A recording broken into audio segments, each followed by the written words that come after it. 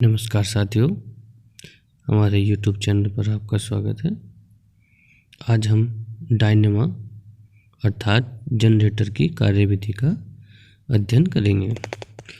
तो सबसे पहले हम एक मैग्नेटिक फील्ड में यदि कोई चालक तार रखें तो उस पर एक बल कार्य करता है। इसके आधार पर हम इसको देखेंगे। और एक चालक तार के स्थान पर यदि हम एक कॉइल रख दें और उसको इस मैग्नेटिक फील्ड में मूव कराएं तो इसमें विद्युत धारा उत्पन्न हो जाती है। इसको फ्लेमिंग के नियमानुसार देखेंगे। ये सिरा हमारा ऊपर की ओर आ रहा है अर्थात बल ऊपर की ओर लग रहा है और विद्युत क्षेत्र की दिशा हमारी सामने है, तो धारा की दिशा हमारी अंदर की ओर होगी। और दूसरे सिरे को देखें तो दूसरा सिरा नीचे जा रहा है अर्थात बल नीचे की ओर कार्य कर रहा है और तो धारा की दिशा हमारी बाहर की ओर हो जाती है। तो इस प्रकार एक सिरे पर धारा अंदर जाती है और दूसरे सिरे पर बाहर जाती है। इसको अब यदि डायग्राम की सहायता से हम देखेंगे तो उससे अधिक हमारा ज़्यादा पता चलेगा कि दिशा किस ओर से किस ओर जाती है। तो हाथ हटा देते हैं और अपना तीर के निशान से देखते हैं तो धारा इस सिरे पर अंदर की ओर जाती है और दूसरे सिरे पर जो निचला सिरा है उससे बाहर की ओर निकलती है। अब हम जैसे ही इस कुंडली को यदि थोड़ा घुमाते हैं तो क्या होता है, जो ऊपर का सिरा है जब नीचे आएगा तो उसमें धारा की दिशा बदल जाएगी। इसको हम डायग्राम की सहायता से देखेंगे और इसको मूव कराते हैं तो देखते हैं जैसे ही जो आपका ऊपर का सिरा है ये अब नीचे आता है तुरंत ही ये देखो धारा की दिशा अब बदल जाती है। इसको आप एक स्लो मोशन में देख सकते हैं। जैसे ही ये सिरा हमारा ऊपर से नीचे आया धारा की दिशा हमारी विपरीत दिशा में हो गई और जैसे ही हम इसको मूव कराते हैं फिर यह इस कंडीशन में आया और फिर धारा की दिशा बदलती जाती है।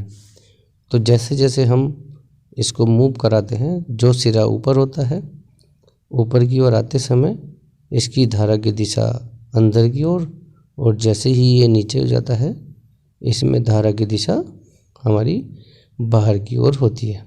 इस प्रकार यदि हम अपनी कुंडली को बार बार घुमाएं तो धारा की दिशा हर आधे चक्र के बाद निरंतर रूप से बदलती रहती है। इस प्रकार से हमारा ये एक करंट प्राप्त होता है। अब इस उत्पन्न करंट को हम एक यदि बल्ब के साथ जोड़ दें और इसको अब मूव कराएं तो जैसे मूव कराएंगे तो ये तार हमारा इलझ जाएगा और परिपथ हमारा नष्ट हो जाएगा। इससे बचने के लिए हम परिपथ के दोनों सिरों पर दो बलें लगा देते हैं और इनका संबंध एक कार्बन छड़ से हम कर देते हैं, जिसके कारण इधर से आने वाला जो करंट है वो एक बले में आएगा और दूसरी बले से होते हुए वापस परिपथ में इधर स्पर्श करते हुए और हमारी कुंडली को अंदर चला जाएगा। इस प्रकार से हमारा पूरा डायग्राम बन जाता है। अब जैसे ही अपनी कोयल को घुमाते हैं तो यहाँ से धारा जैसे ही ये सिरा ऊपर आता है एक सिरे से धारा अंदर जाती है और दूसरे सिरे से धारा हमारी वापस बाहर निकल जाती है और हमारा बल्ब जलने लगता है। और जैसे ही आधे चक्र ये ऊपर का सिरा नीचे जाता है धारा की दिशा हमारी विपरीत हो जाती है और अब धारा जो है जो जहाँ से अंदर आ रही थी वहाँ से बाहर निकलने लगती है। इस प्रकार से ये प्रक्रिया हमारी हम बार बार दोहराते हैं तो आधे चक्र में धारा आपको अंदर की ओर और आधे चक्र में धारा बाहर की ओर प्राप्त होती है जो निरंतर बदलती रहती है। इस धारा को हम अल्टरनेटिंग करंट बोलते हैं क्योंकि इसमें धारा का मान बार बार बदलता रहता है, धारा की दिशा बार बार बदलती रहती है और इस जनरेटर को हम एसी जनरेटर कहते हैं, क्योंकि इसमें धारा की दिशा निरंतर रूप से बदलती रहती है। इस प्रकार से हमारा जो ये प्रक्रिया इतनी जल्दी होती है इसका हमें पता नहीं चलता।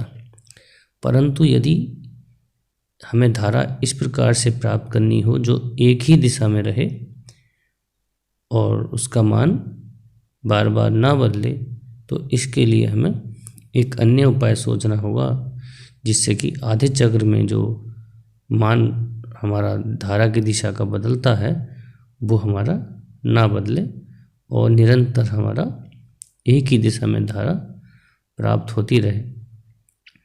तो इसके लिए हम दो सर्पी बलों के स्थान पर एक बल का प्रयोग करते हैं, जिससे धारा का जो आधा चक्र है वो दूसरी ओर स्पर्श करता है और आधा चक्र जो है वो हमारा दूसरी ओर स्पर्श करने लगता है, जिससे हमें प्राप्त होने वाली धारा एक ही दिशा में प्राप्त होती है।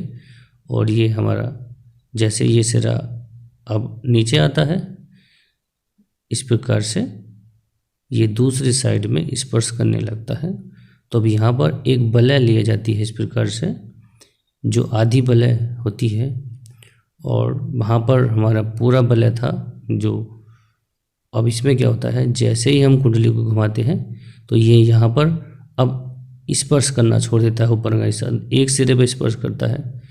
तो जो ऊपर से धारा का मान बदला है वो अब हमारा पहले जो ये कार्बन की छड़ थी इसको स्पर्श नहीं करता है और नीचे का भाग स्पर्श करता है।